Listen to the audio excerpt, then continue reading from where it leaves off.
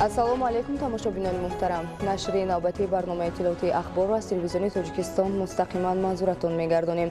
Дар студия Оишаи Саттор. Дар оғози барнома таваҷҷӯҳ намоед ба сархати гузоришҳо. вусъати тадбирҳои ободонию бунёдкорӣ, фароҳам сохтани шароити мусоиди корӣ дар шабакаҳои барқи марказӣ. истифодаи мақсадноки нерӯи барқ барои ба таври доимӣ таъмин шудани сокинон бо барқ замина мегузорад. тадбирҳои тарғиботию ташвиқотӣ дар ноҳияи Нуробод. озмуни ҷумҳуриявии фуруғи субҳи доноӣ китоб аст. иқдоми муҳим дар самти баланд бардоштани завқи ҷавонону наврасон ба китобхонӣ.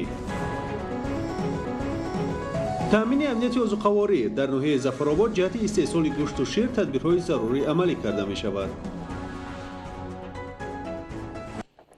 шарҳи ин ва дигар хабарҳо. сардомадани тирамоҳу зимистони имсола ба кам шудани маҷрои дарёҳо ва сатҳи обанборҳо боис гардид ки тадриҷан ин раванд ба истеҳсоли нерӯи барқ бетаъсир нахоҳад буд. аз ин рӯ шаҳрвандори мамлакат бояд дар истифодаи нерӯи барқ масъулиятшинос ва сарфаю сариштакор бошанд. дар ноҳияи Нуробод низ аҳолӣ барои омода намудани ғизо ва гарм кардани манзилҳои зист аз ангишту ҳезум истифода менамоянд. гузориши Дигули Маҳмуд. дар назди муассисаҳои таълимӣ ва тандурустии ноҳияи Нуробод 16 адад шабакаҳои мустақили гармдеҳӣ мавҷуд буда бо мақсади сарфаи нерӯи барқ дар фасли зимистон аз ангишт истифода мебаранд. аз ҷумла фаъолияти бо низоми шабакаи гармдеҳӣ назди муассисаи таълимии рақами 14 дар шаҳраки Дарбанд ба он мусоидат намуд ки 5 бинои мактабу коллеҷи касбомӯзӣ ва боғчаи кӯдаконро дар фасли зимистон бо гармӣ аз ангишт таъмин кунанд. зеро дар муассисаҳои амалкунанда беш аз 1200 нафар ба таълиму тарбия ва касбомӯзӣ фаро гирифта шудааст. шабакаи гармидиҳии мо ба воситаи ангишт ва барқ истифода бурда мешавад. мо бештари ҳаминро бо ангишт истифода мебарем. дар ин шабакаи барқидиҳии мо ду муассисаи дигар низ илова шудааст ки онҳо ба ҳамин шабакаи гармидиҳии мо пайвастанд. коллеҷи техникӣ ва боғчаи кӯдаконаи ноҳия. захираи ангишти мо зиёда аз 10 тонна мебошад ки барои паси сар намудани зимистон барои мо басанда аст. дар ноҳияи Нуробод 157 адад муассисаҳои таълимиву тандурустӣ ва фарҳанг фаъолият дошта барои давраи зимистонгузаронӣ зиёда аз 957 тонна ангишту дигар намуди сӯзишворӣ захира шудааст. то 16 адад шабакаҳои гармдеҳӣ ва 688 адад печҳои аловӣ, синфхонаву кабинетҳои фанӣ, шӯъбаҳои беморхона ва китобхонаҳои деҳотро бо гармӣ таъмин намоянд. бо мақсади сарфаи нерӯи барқ истифодаи фурӯзонакҳои камасраф, пардохти саривақтии нерӯи барқи истифодашуда, риояҳои қоидаҳои зидди сӯхтор, пешгирӣ аз бемории касалиҳои сироятӣ ва дигар масъалаҳои доғирӯз аз раванди корҳои тарғиботӣ дар ҳудуди ҷамъиятҳои шаҳраку деҳот ташкилоту муассиса шаҳодат медиҳад ки гурӯҳҳои корӣ бо аҳолӣ суҳбату мулоқот гузаронида истоданд. ба гуфти аъзоёни гурӯҳи корӣ рафти суҳбату мулоқотҳо самараи худро дода истодааст ки мардум аллакай нерӯи барқро сарфа карда пардохти барқи истифодашударо сари вақт таъмин мекунанд. Идигули Маҳмуд, Додарҷони Мирзозода, барои барномаи ахбор аз ноҳияи Нуробод. дар доираи тадбирҳои ободонию созандагӣ бахшида ба ҷашни 30-солагии истиқлоли давлатии ҷумҳурии Тоҷикистон, бинои шабакаҳои барқи марказӣ ки ба таъмири куллӣ ниёз дошт, таъмиру навсозӣ карда шуд. гузориши Бобукалон Аминзода. дар доираи тадбирҳои ободонии созандагӣ бахшида ба 30-солагии истиқлоли давлатии ҷумҳурии Тоҷикистон бо ташаббуси масъулини ширкати саҳомии холдинги барқи тоҷик, бинои шабакаҳои барқи марказӣ ки ба таъмир ниёз дошт, дохил ва қисми берунии бино пурра таъмир карда шуда ба истифода дода шуд ки шароити хуби корӣ барои кормандони шабакаҳои барқи марказӣ фароҳам оварда шуд.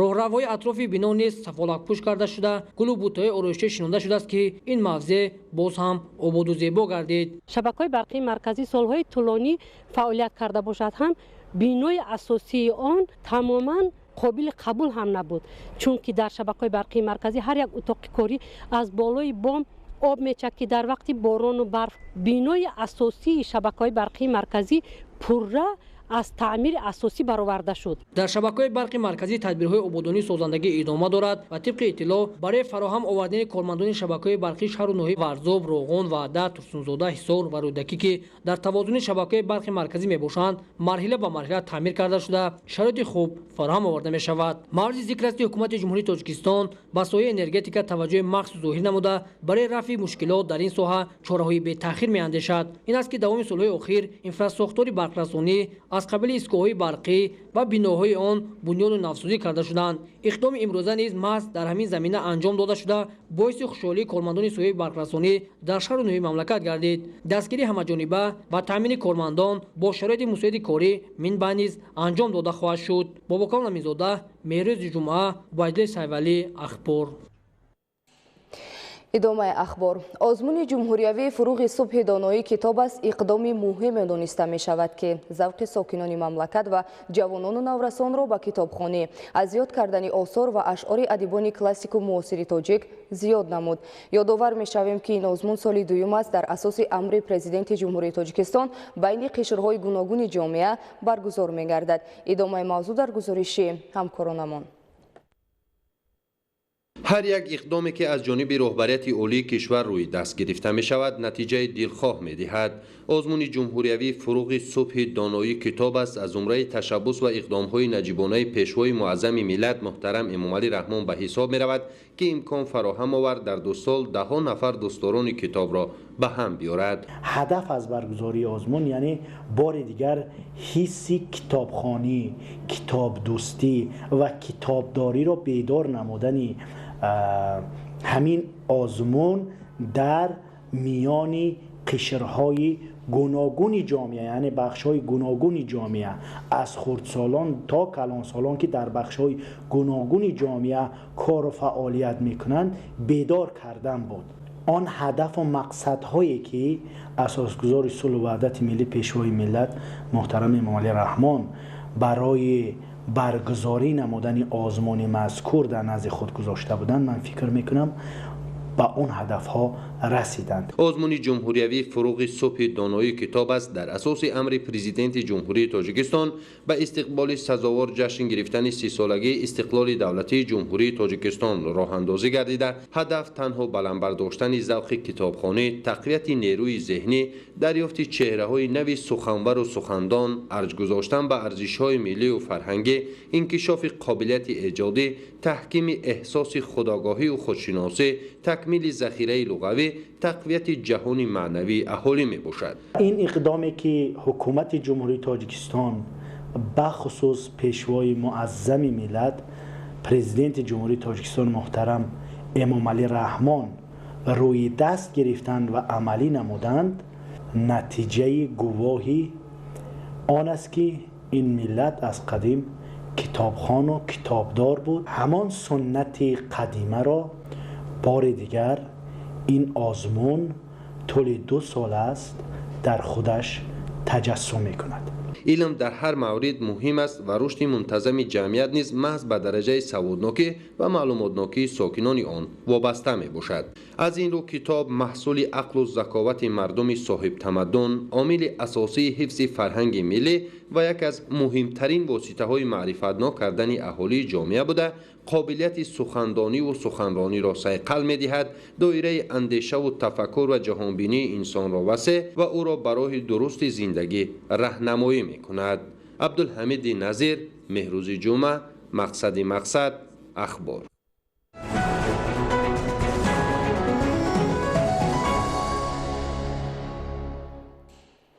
бо мақсади қонеъ намудани талаботи аҳолӣ бо маҳсулоти мавриди ниёзи аввал бо нархҳои дастрас дар шаҳру ноҳияҳои вилояти Суғд намоишфурӯши маҳсулоти ғизоӣ ва кишоварзӣ ташкил карда шуд.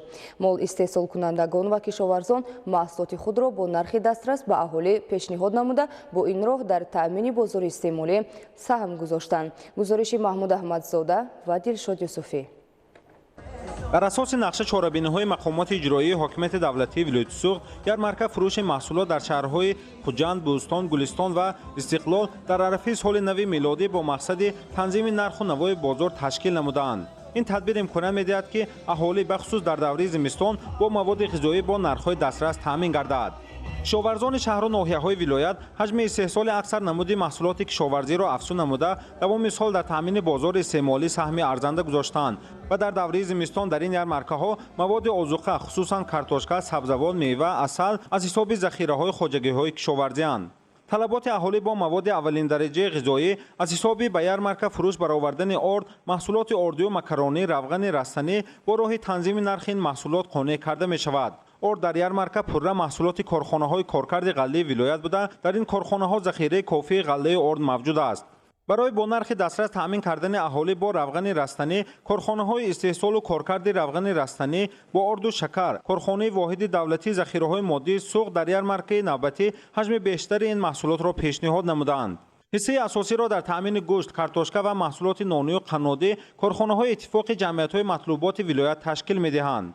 تشکیل چنین یرمرکه فروش در مرکزهای شهر و ناحیه‌ها و جماعت شهرک و دهات و تامین اهالی با مواد غذایی مساعدت می‌نمایند. طبق نقشه چهاربینی‌های مقامات اجرایی حاکمیت دولتی ولایت سوق در عرفه سال نو میلادی در همه شهر و ناحیه‌های ولایت با پیشنهاد حجم بیشتر و نامگوی زیاد مواد غذایی چنین یرمرک‌ها تشکیل و کشاورزان و کارخانه‌های کارکرد و کارخانه‌های کارگاه‌های صنعت خوراکواری محصولات استحصال خود پیشنهاد نمودند.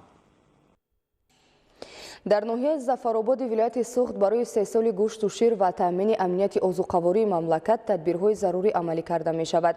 امروز در ناحیه پرورش بوز و گوسفند ذات پاکستانی و افغانی، چروای کلان ذات سیاه علو و سیمنتالی، شترمرغ‌های گوشتی ذات افریقایی و کبک و خرگوش ذات تاجیکی را به طور مؤثر راه اندازی نمودند.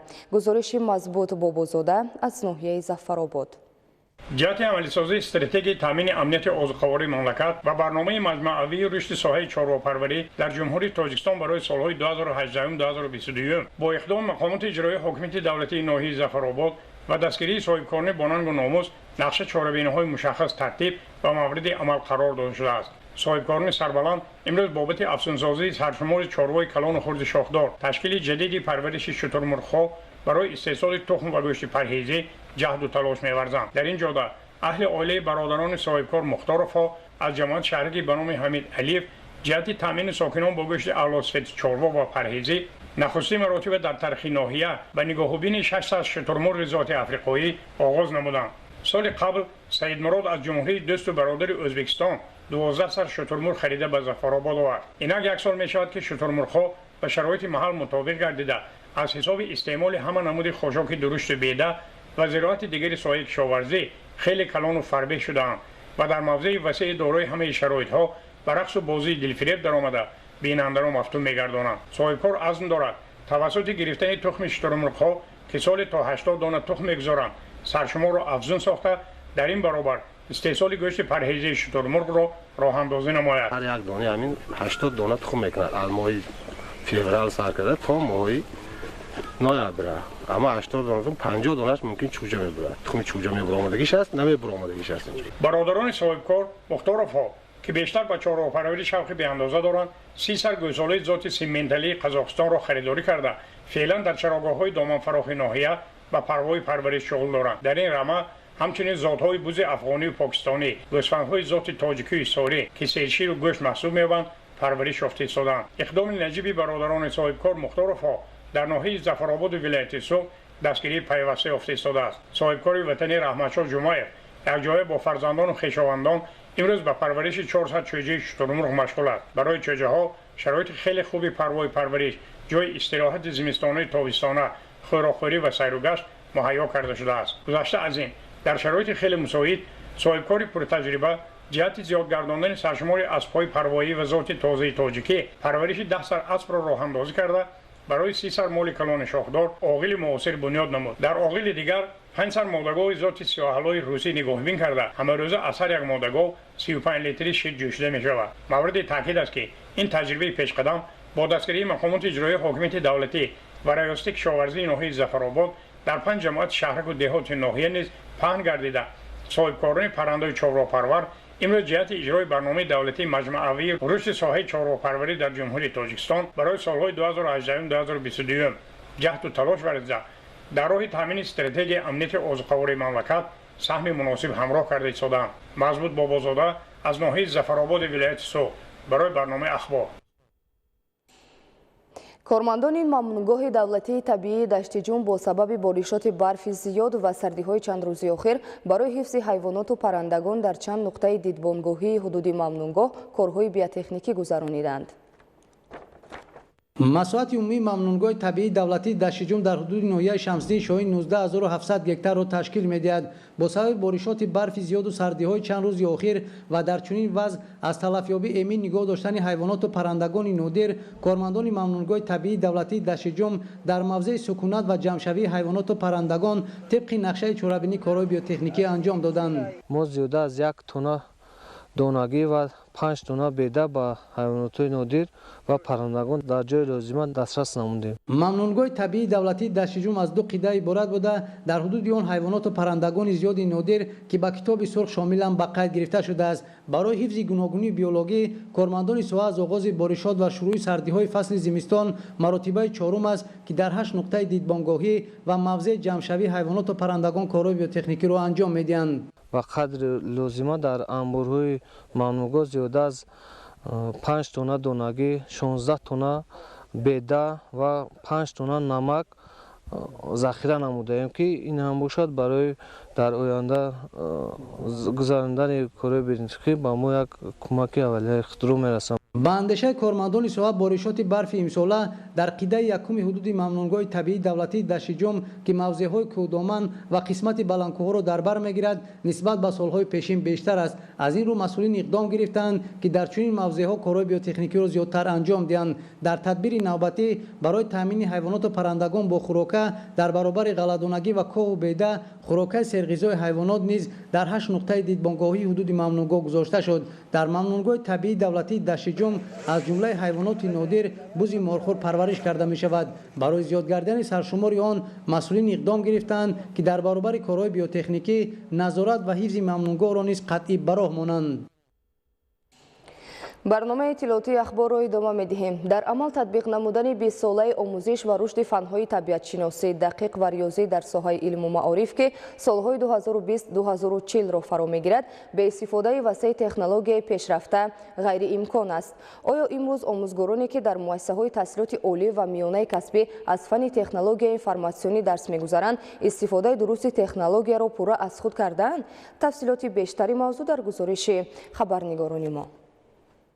در شرایط امروزه صفت تحصیلات و تفکر تکنیکی جوانان در آن صورت بلند برداشته می شود که خوانندگان و دانشجویان با تکنولوژی کامپیوتری دسترسی داشته باشند و آموزگار خود تواند با شاگردان طرز استفاده آن را درست آموزاند. معلومات آماری نشان می دهد که حالا بسیاری از مؤسسه های تحصیلات کسبی میانه جمهوری با کامپیوتر و تخته های الکترونی تامین کرده شدند و در روند تعلیم باید تکنولوژی معاصر ثمرناک و با منفعت استفاده برده شود. با نظرداشت بلند برداشتن سویه دانش تکنیکی و ملکه و مهارت کسبی آموزگاران فن تکنولوژی اطلاعاتی و ثمرناک استفاده بردن تکنولوژی نو با ابتکار مؤسسه دولتی مرکز جمهوری تکنولوژی انفرماسیونی و کمونیکاسیون نزد وزارت معارف و علم کشور در موضوع دریافت مشکلات و دورنمای استفاده برای تکنولوژی معاصر در روند تعلیم سمینار مشورت تشکیل کرده شد. هدف از همایش امروزه این پیش از همه با استفاده از آموزگاران فن تکنولوژی اطلاعاتی در تمام مؤسسه تعلیمی علاوه خصوص مؤسسه تحصیلات بنای کسبی تشکیل نمودن کورس‌های آموزشی تکنولوژی اطلاعاتی و کمیونیکاسیونی باشد و باید که تمام آموزگاران نه اینکه تکنولوژی اطلاعاتی بلکه دیگر آموزگاران پرراه از در روند تعلیم از استفاده تکنولوژی اطلاعاتی ثمره بخش استفاده برند و بعد این وسیله بلند برداشتن صفت تحصیلات را براه مانند. اشتراکچیان ضمن برآمد در موضوعهای گوناگون از جمله استفاده مناسبت با صلاحیت در تعلیم فن تکنولوژی اطلاعاتی، استفاده تکنولوژی اطلاعاتی برای حل مسائل متماتیکی و آماری و در عمل براه ماندن تخته‌های الکترونی هنگام گذراندن درس و مشغولیت‌های عملی معروضه کردند. ҳар як масъалаҳои математикӣ иқтисодие ки ҳастанд бо технологияи иттилоотӣ истифода мешаванд ва барои муаллимон мутахассисон методистон донишҷӯёне ки технологияи иттилоотиро меомӯзанд имрӯз баъзан устодоне ҳастанд ки бо технологияи навтарини ин соли замони муосири мо ошно нестанд. Тахтаҳои электроние ки ҳастанд онҳо ҳамчун тахтаҳои электронӣ истифода намебаранду ҳамчун экран истифода мебаранд ки ин ба ҳамин заифии омӯзгор оварда мерасонад. Омӯзгор бояд ҳар як технология тахтаҳои электрониро истифода барад, ба донишҷӯ ҳар як презентация намоишномаҳо ташкил кунад, ҳар як дарсҳои видеоиро ташкил кунад ва ба ҳар як донишҷӯ фаҳмонад ки он ба бисёртар фаҳмидан ба дуруст дарк кардани донишҷӯ оварда мерасонад. таъкид карда шуд ки имрӯз бояд пеш аз ҳама омӯзгорони фанни технологияи иттилоотӣ ва коммуникатсионӣ дониш ва маҳорати баланди кор бо компютерро дошта бошанд то ки тавонанд ба донишҷӯён тарзи истифодаи босалоҳияти онро пурра омӯзонанд. Нуриддини Қурбон, Аҳлиддини Карим барои барномаи ахбор. бинандагони гиромӣ, нашри навбатии барномаи иттилооти ахбор ба анҷом расид. Хайр, саломату сарбаланд бошед.